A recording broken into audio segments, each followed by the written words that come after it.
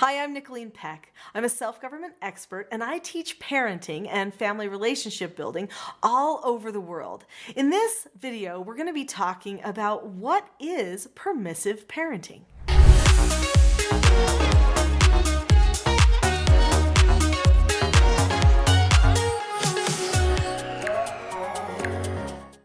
What is permissive parenting? Where did it come from? And are you a permissive parent?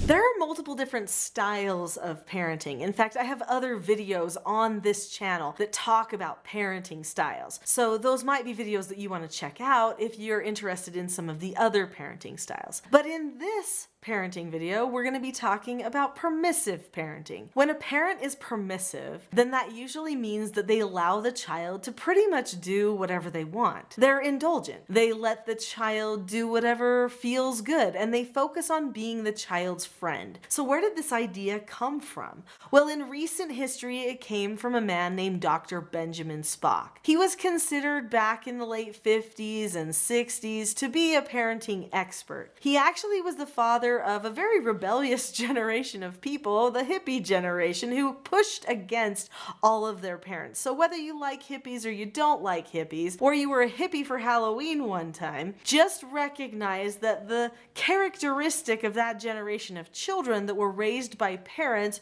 who wanted to become their friends instead of their parents was that they rebelled against the family culture and they rebelled against their parents and the practices that their parents had. Now, you may consider that good, you may consider it bad, but it definitely was a part of history that changed the course that we are now on. One thing that you need to know about Dr. Benjamin Spock is as he got close to the end of his life, he actually said, I might have made a mistake. Oops, global mistake, huge global mistake. When I was in China, I saw his books still for sale at Chinese book vendors. They are still for sale in almost every bookstore around the world. That's how big of a movement he made. But he recognized that maybe promoting this permissive friend type of parenting was actually damaging to families and not helpful. So does that mean you can't want to be your child's friend? No, you absolutely can want to be your child's friend, but going after friendship is not the way that you get and maintain a great friendship with your child. My children are incredibly close to me. In fact, we are the best of friends, but never did I try to become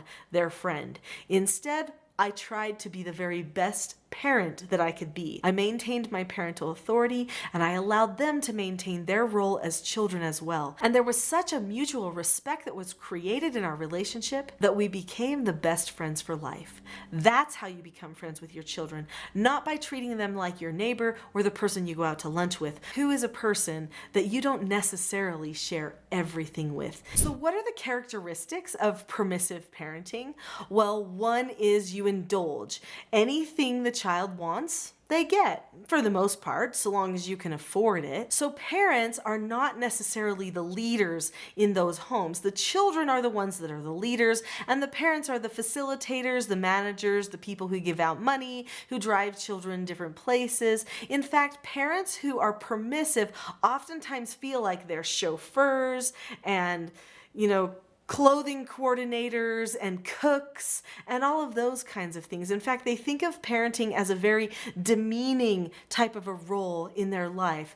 But actually, parenting is supposed to feel like leadership, supposed to feel like teaching, training, bonding. It shouldn't feel like managing. So if you feel like managing, it could be that you've fallen into some permissive tendencies, but don't worry, those don't have to stay. Another characteristic of permissive parenting is a feeling of dysfunction. In fact, they oftentimes think they have to embrace dysfunction. Oh, well, no family is perfect and our family's not perfect. And of course we know no people are perfect, but should we be accepting and just passing off bad behaviors, contention, as things we think everybody does and are normal? If so, we're being permissive. We're not correcting the things that we have the role and the leadership job to correct.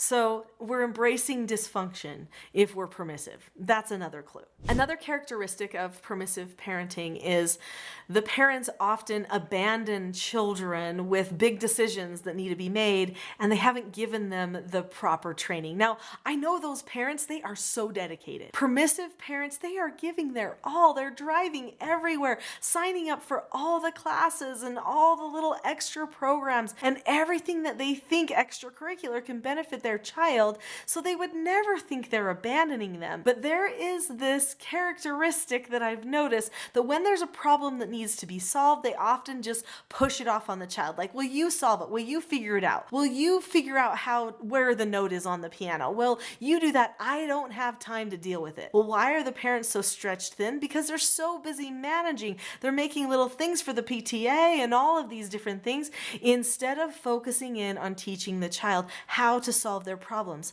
Our children need us to point the direction for how to solve their problems, and the child ends up feeling quite lonely and abandoned. In fact, they get a lot of overwhelm. I don't know if you've noticed in our society today, but there are children who are experiencing a lot of stress, anxiety, and overwhelm.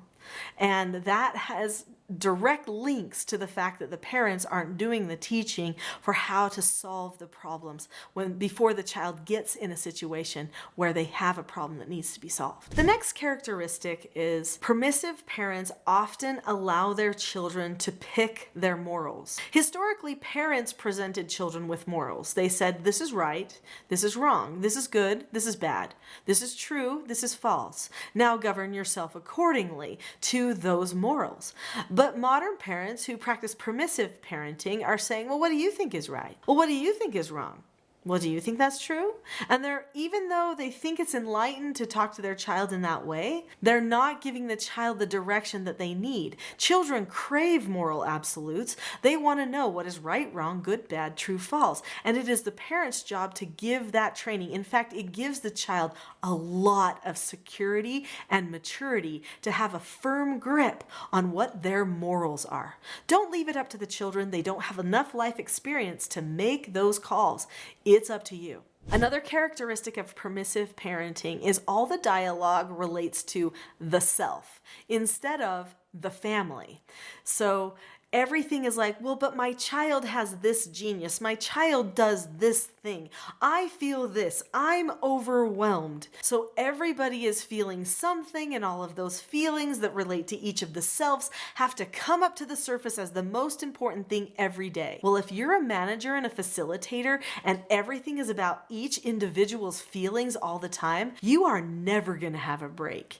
In fact, you are going to feel like you're failing every day. But what if the family's focus changed? What if it wasn't about how you felt in that minute and how overwhelmed you were, but what if it was about your bond to the family? What if it was about your unity with that group called family? What if it was about how your behavior or your decision related to and impacted the family as a whole instead of just being about you? Now, that doesn't mean that we don't have certain things that are about us that we need to talk about. We shouldn't be closed off to children talking about how things are affecting them. In fact, that's really important to have that open kind of discussion. But oftentimes we cater too much to the feelings of the self and we forget the family dynamic. And when we do that, we become permissive and our children oftentimes become entitled. In fact, people who engage in permissive parenting often find themselves manipulating each other in order to try to get those feelings resolved. So as much as they want everything to just be chill,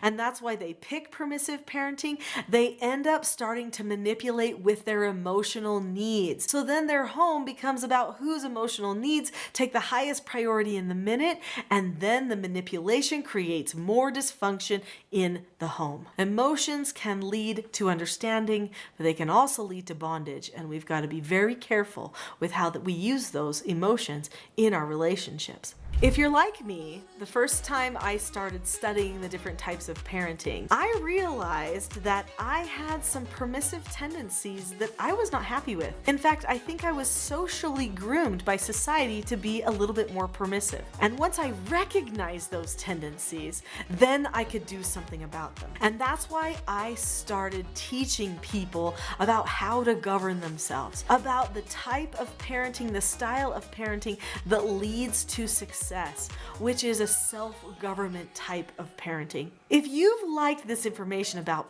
permissive parenting, I know you're gonna love the next video, which is how does permissive parenting affect the child? Click on that video and see how your child or the children that you know might be affected by permissive parenting that is becoming so popular in our society today.